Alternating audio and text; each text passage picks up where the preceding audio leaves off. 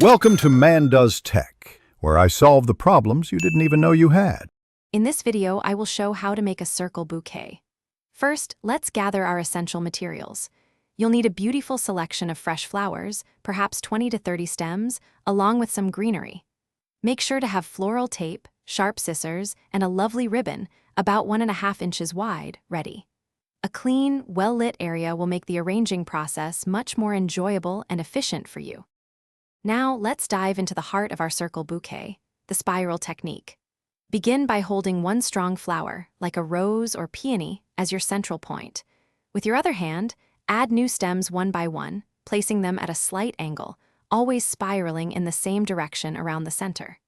Remember to gently rotate the bouquet as you go, ensuring a beautiful, even distribution of all your lovely blooms. As you continue adding flowers, focus on building out the bouquet's circumference, aiming for a perfectly rounded, dome-like shape. Keep those stems angled consistently. This is key to achieving that classic circular silhouette. Once you're happy with the fullness and form, take your floral tape and wrap it tightly around the stems, about 2 inches below the flower heads, securing everything firmly in place for stability.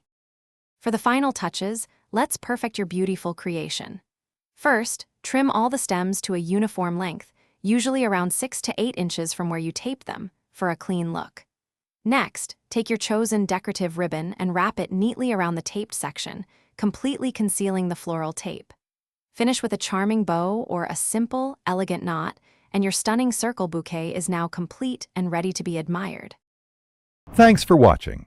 If you found this helpful, don't forget to like and subscribe.